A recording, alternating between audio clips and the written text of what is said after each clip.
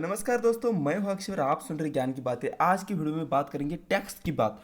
Plot या मकान बेचकर जो कमाई होती है, उस कमाई को दूसरी प्रॉपर्टी खरीदने के लिए अगर आपने पैसा उसका इस्तेमाल किया तो आप जो उसके ऊपर जो फ़ायदा होता है इसका टैक्स आप बचा सकते हैं। तो इससे जुड़े पूरी इंफॉर्मेशन इस वीडियो में हम देने की आपको कोशिश करेंगे। तो चलिए शुरू करते हैं इस वीडियो को। और आप देख रहे हैं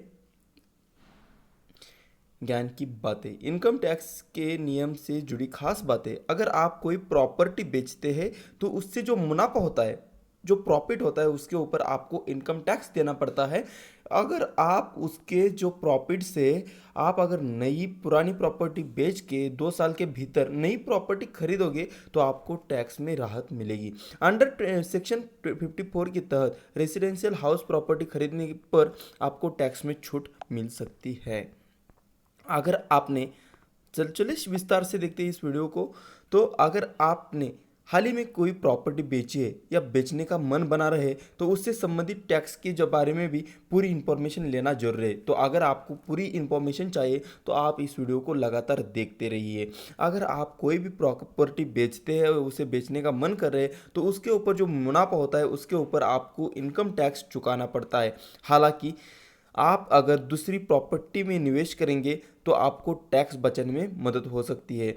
सीए अभय शर्मा, पूर्व अध्यक्ष, इंदौर चार्टर्ड अकाउंट शाखा, आप किस तरह से टैक्स बचा सकते हैं। तो चलिए शुरू करते हैं। किस तरह से हम नई प्रॉपर्टी लेके पुरानी प्रॉपर्टी बेच के कैसे टैक्स बचा सकते हैं। तो इनकम टैक्स के अंडर सेक्शन 54 है, 64 के तहत आप इनकम टैक्स में छूट पा सकते हैं। तब कभी छूट पाते जबकि हम पुराने घर की बिक्री करते हैं और उसमें जो कैपिटल गेन टैक्स आपने को देना पड़ता है। लेकिन कानून बोलता है अगर सेक्शन 54 के तहत अगर कोई व्यक्ति निर्धारित समय क्या, वो निर्धारित समय होता है 2 साल का, उस रकम से जो अपना कैपिटल गेन टैक्स गेन रकम है, आपका जो बढ़ा हुआ रकम है, उससे नया घर खरीदता है तो उसका जो घर में निवेश की गई जो राशि है टैक्सेबल कैपिटल गैस से घट जाती है। तो जितना अमाउंट हम नई प्रॉपर्टी लेने के लिए इस्तेमाल करेंगे उतना अमाउंट अपना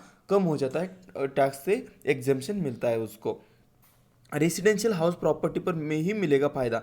अगर आप सेक्शन 54 में छूट लेने के लिए आप एक नई रेसिडेंशियल हाउस प्रॉपर्टी खरीद जाए या मकान खरीदा जाए, आपको रेसिडेंशियल ही प्रॉपर्टी खरीदना चाहिए। आपको दूसरी प्रॉपर्टी पे ये टैक्स बेनिफिट नहीं मिलेगा।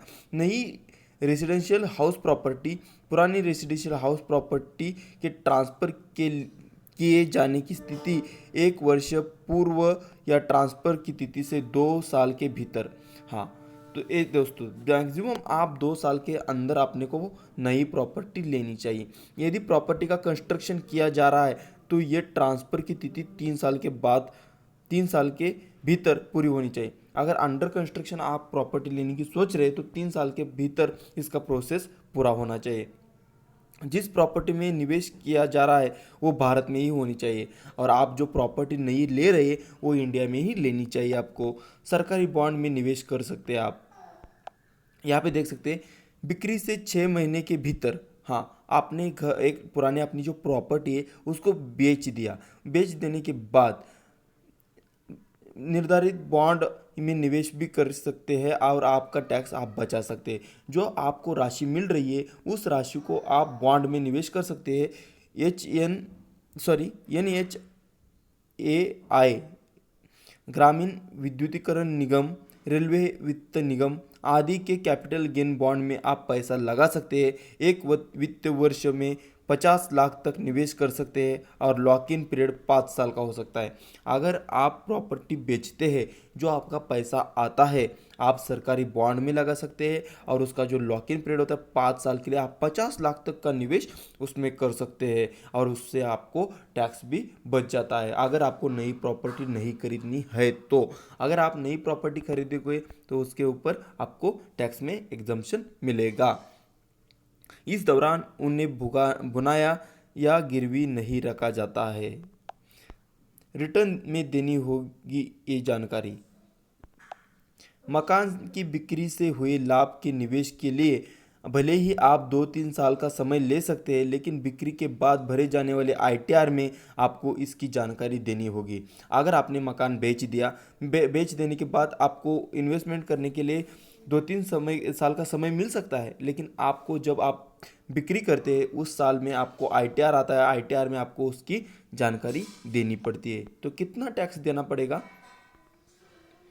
तो चलिए देखते हैं। इनकम टैक्स कानून के हिसाब से अगर प्रॉपर्टी खरीदने के 3 साल के अंदर बेच दिया जाए तो इससे जो मुनाफा होता है उसको short term capital gain tax माना जाता है। अगर आप प्रॉपर्टी खरीदते और 3 साल के अंदर ही इसको बेचते हैं तो उसको शॉर्ट टर्म कैपिटल गेन बोला जाता है। घर या फ्लैट बेचने से हुई कमाई पर आपको कुल आमदनी में जोड़ा जाता है और उसके बाद आपके टैक्स स्लैब के हिसाब से आपको टैक्स देना पड़ता है।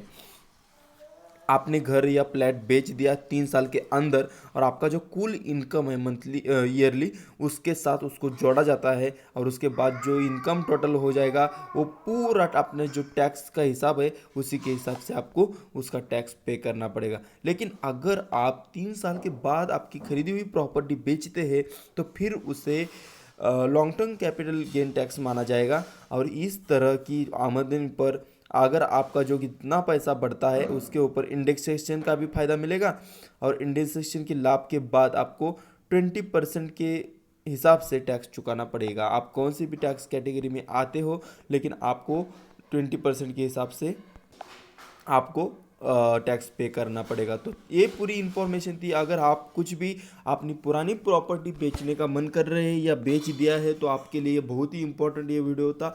अगर आपको ये वीडियो पसंद आता है तो वीडियो को ज़रूर लाइक कीजिए और हमारे चैनल पे ऐसे ही महत्वपूर्ण वीडियो हम लगातार बनाते हैं, तो इसीलिए हमारे चैनल को सब्सक्राइब करके हमारे साथ जुड़े।